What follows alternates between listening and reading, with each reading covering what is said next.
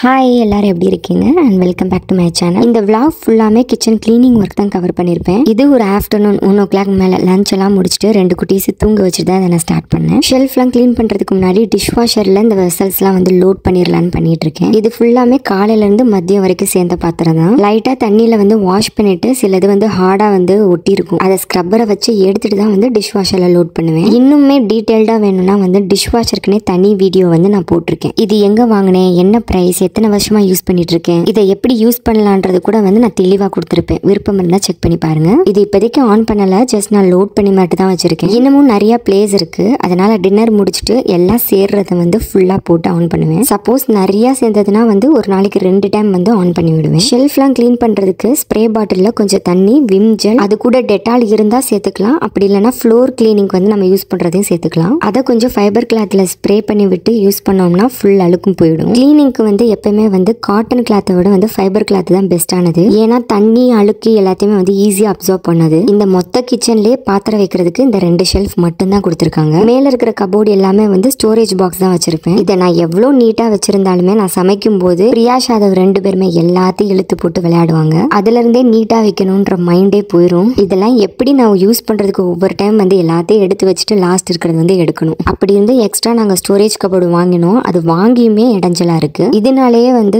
June ஜூலைல வந்து எப்படியும் renewal பண்ணணும். அந்த டயத்துல வந்து ஒரு 2 BHK கிச்சன் கொஞ்சம் பெருசா இருக்கிற மாதிரி ஷிஃப்ட் பண்ணலாம்னு சொல்லிட்டு பிளான் பண்ணி வச்சிருக்கோம். இந்த டிராயர்ல வந்து நான் பிளேட் வச்சிருப்பேன். ஃபுல்லா பிளேட் வைக்கிற தனி ஸ்டாண்டு வந்து செப்பரேட்டா வைக்கிறது கூட பிளேஸ் இல்லை, அதனால டிராயர்ல தான் போட்டு வச்சிருப்பேன். சிலதெல்லாம் வந்து இதுக்குள்ளேயே ஸ்டாண்ட் வைக்கிற மாதிரி வரும், ஆனா அந்த சைஸ் வந்து ஃபிட் ஆகாதனால வந்து சரியா செட் ஆகல. அடுத்ததுல ஃபுல்லாமே வந்து ஸ்பைசி ஜார்ஸ்லாம் வச்சிருப்பேன். ஸ்டவ் கிட்ட வந்து இந்த மாதிரி வச்சிட்டோம்னா எடுத்து சமைக்கிறதுக்கு வந்து ஈஸியா இருக்கும், அதனாலதான் இங்க வச்சிருக்கேன். அடுத்ததுல வந்து கட்லரி செட் தான் வச்சிருப்பேன். அதுக்கு நான் ட்ரே வாங்கினேன், சரியா ஃபிட் ஆகல. கடைக்கு போறதுக்கு முன்னாடி இது என்ன சைஸ் வரும் அப்படின்ட்டு அளந்தே பார்க்காம வாங்கிட்டு வந்துட்டேன். கடைசியில உள்ளவே போகல, ரிட்டர்ன் கொடுத்துட்டேன். யூடியூபர்ஸ் மோஸ்ட்லி வீடியோ போடுறதுக்காக வந்து கொஞ்சம் நீட்டா இருக்கணும்ன்றதுக்காக ரொம்ப ஆர்கனைஸ் பண்ணி வச்சிருப்பாங்க. அதே மாதிரி இல்லைனாலும் ஓரளவு அந்த மாதிரி வச்சுக்கணும்னு ஆசை தான். 2 பேரும் வந்து ஸ்கூல் போக ஸ்டார்ட் பண்ணிட்டாங்கன்னா இந்த மாதிரி சின்ன சின்ன ஆர்கனைஸ் பண்ணி வைக்கிறது இதெல்லாம் வந்து பண்ணலாம். இந்த கபோர்டு வந்து நான் நூன்ல தான் வாங்கினேன். பேன் எமிரேட்ஸ் பிராண்ட்ல இருந்தது.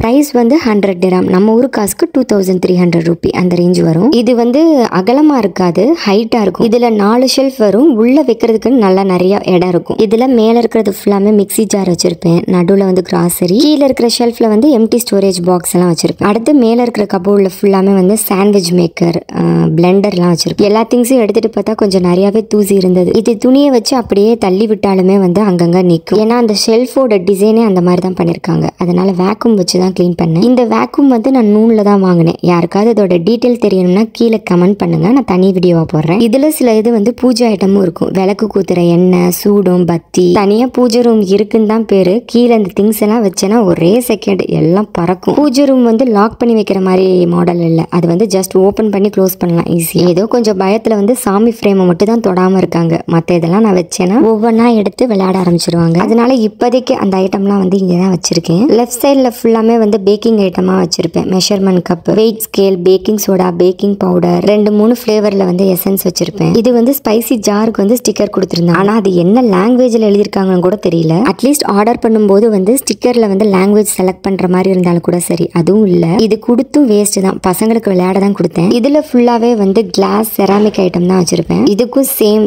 முன்னாடியே சொன்ன மாதிரி வந்து செராமிக் குக்வேர்ல வாங்கணும்னு ஆசை தான். ஆனா அதெல்லாம் கேர்ஃபுல்லா ஹேண்டில் பண்ணணும். கொஞ்சம் ஸ்பேஸா இருக்கணும் கிச்சன். இன்னொன்னு மெயினானது வந்து அதை சேஃபா ஸ்டோர் பண்ணி வைக்கணும். அதனால நான் வந்து இப்போதைக்கு இதுக்கு நான் கொஞ்சம் தான் கலெக்ட் பண்ணி வச்சிருப்பேன். இங்க மந்த்லி ஒன்ஸ் வந்து டீப் கிளீனிங்காக வந்து கேட்டு பார்த்தோம். எத்தனை ரூம்னு கேட்டாங்க, 1 BHKவா 2 BHKவான்னு. ஏன்னா ஒவ்வொன்றுக்கும் ஒவ்வொரு பிரைஸ் இருக்கும். இன்னொன்னு வந்து கிளீனிங் மெட்டீரியல்ஸோட வேணுமா இல்ல அது இல்லாம வேணுமான்னு கேட்பாங்க. எல்லாம் கேட்டு அரௌண்டா 700 dirham சொன்னாங்க. நான் சொல்றது 1 டைம் டீப் கிளீனிங் 2 BHKக்கு. ரொம்ப எக்ஸ்பென்சிவ் இங்க மேடுக்கு. 300 to 500 dirhamக்கு வந்து மந்த்லி வர்றவங்க வராங்க. அவங்க Monday to Saturday 1 hour work பண்ணிட்டு போவாங்க. துபாய் சைட்ல வந்து 500 குறைஞ்சி இல்லவே இல்லை. சார்ஜா சைட்ல வந்து 300 dirhamக்கு கிடைக்கும். டீப் கிளீனிங்ல வந்து ஃபுல்லாமே வேக்யூம் பண்ணுவாங்க. Bed, sofa, balcony, window, bathroom glasses ஃபுல்லாமே வந்து தொடச்சிருவாங்க. கண்ணுக்கே தெரியாத எல்லா தூசியும் எடுத்துருவாங்க. மெயினா அந்த ஏசி ஹோல் வழியா வந்து நிறைய டஸ்ட் அடையும். அந்த அளவுக்கு எல்லா மெட்டீரியல்ஸும் வச்சிருப்பாங்க. பாத்ரூம் பின்னாடிலாம் வந்து ரொம்ப ஸ்டெயினா இருக்கும், அதெல்லாம் ஈஸியா ரிமூவ் பண்ணிடுவாங்க. நம்ம ஊரை விட வந்து இங்க டெய்லி நிறைய டஸ்ட் அடையும். இதனாலேயே அலர்ஜி ஆகி கோல்டு, காஃப்னு வந்துகிட்டே இருக்கும். அதுவும் சம்மர்ல கூட தெரியாது தெரியாது. இந்த விண்டர்ல தான் கொஞ்சம் அதிகமாவே இந்த இஷ்யூ.